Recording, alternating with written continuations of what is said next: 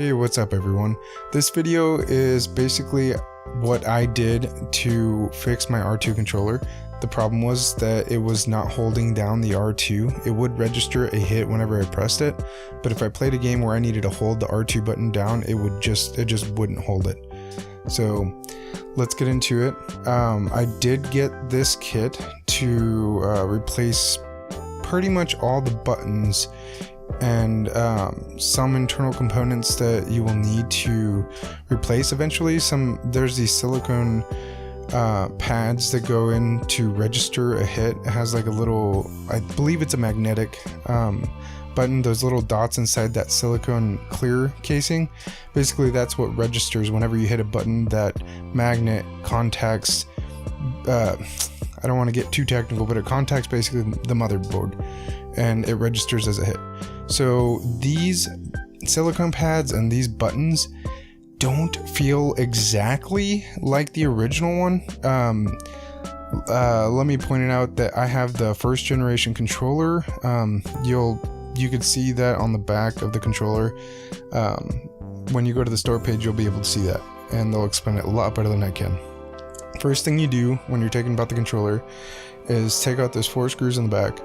The kit does come with that screwdriver, so you don't need to worry about looking for a small one at the store or something like that. So what I did to take apart the controller after the screws, I just lifted up basically where the controller meets your grip. I don't know how to call that. It's just the part that molds around your wrist area, I guess, your palm. And be very careful when you're taking apart the back plate of the controller, because these little silver, the reset button falls as well. That thing fell out. If you have the first generation controller like I do, that thing will pop out easily, and it's super easy to lose if you have carpet, especially black carpet. But another thing that pops out when you're doing these controllers is there's these little silver springs, and I'll show you what they look like later, but make sure when you're doing this you are on a flat surface and it's clean, so that way you don't lose any parts that may or may not fall out. Also, be sure not to rip out that ribbon cable that I just showed you, because if you rip that out, it's just going to mess with a lot of the components, and yeah, there's no warranty after you do this, by the way. Next thing you do is take out the battery. There is a plastic housing around the piece that I take out. Make sure not to rip out the whole white part off of the motherboard of the controller. Not motherboard, but the circuit board. There's one screw on the back face plate, and you take that out. And there's a second ribbon cable at the top where the touch pad is on the controller. You can use like needle nose pliers if you'd like. I ended up having to do it, but I didn't video it. And then the circuit board comes out with the DualShock rumble pads, and I would just grab it all in one go. I don't know, I just didn't mess with that very much, the actual circuit board.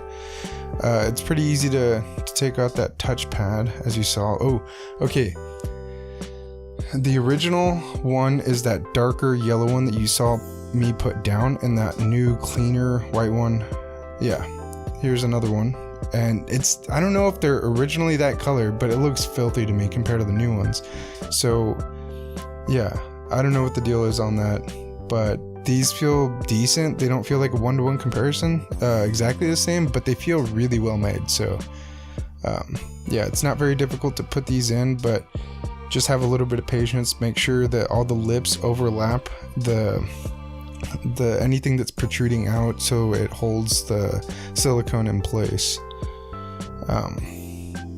Yeah, make sure everything's flat on the buttons and the D-pad.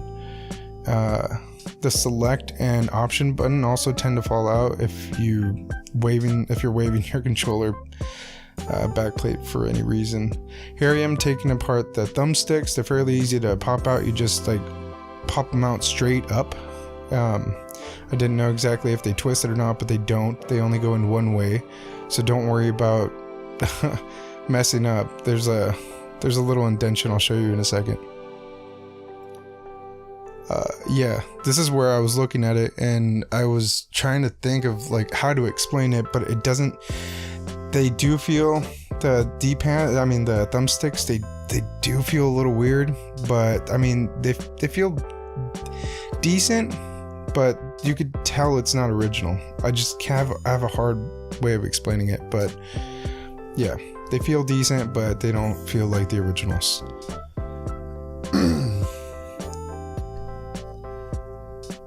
Alright, so like I said, there's only one way to put it on, and there's just like an indentation that's shaped a certain way, so yeah, you can't mess it up.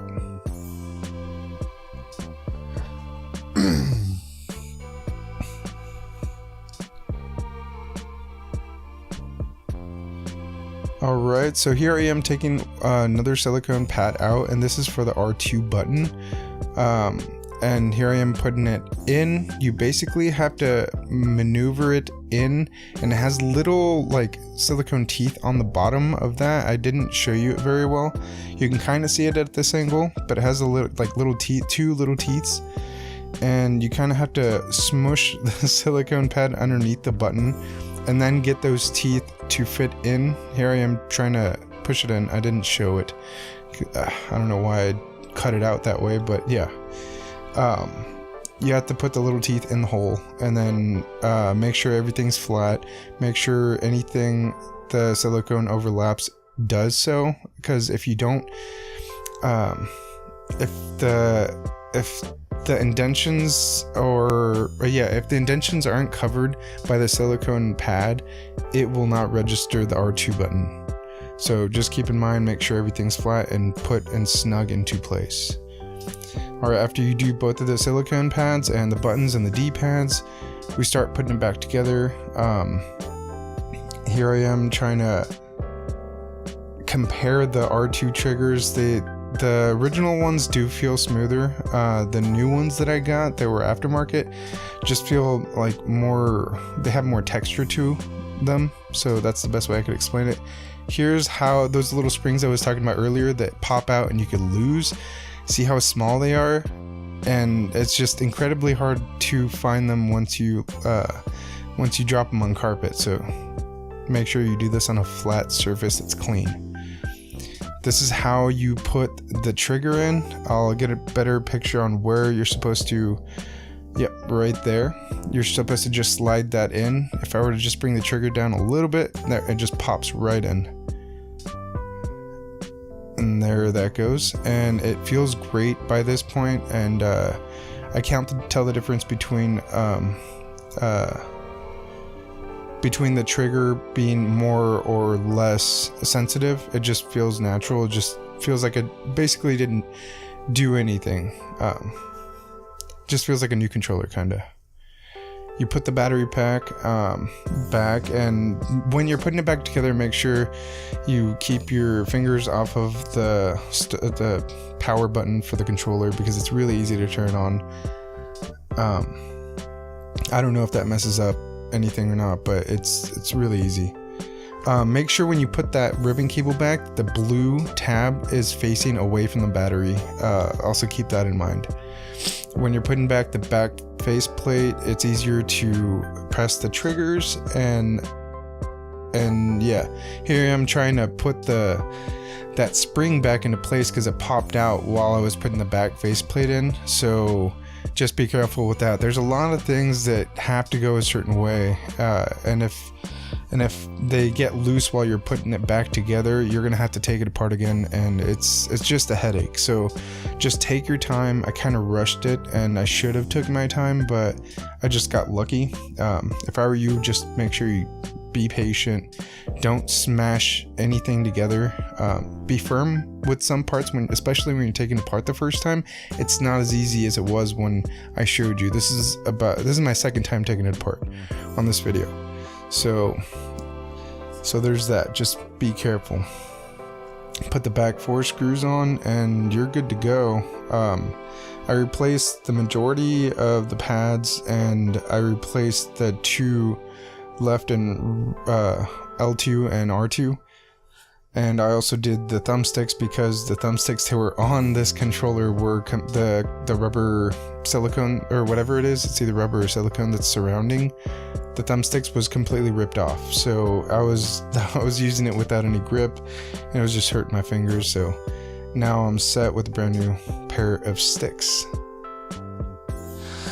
Alright, so that's basically gonna bring this video to an end. I'm just showing you how I screwed it back in. I'm gonna turn it on and use it for a little bit.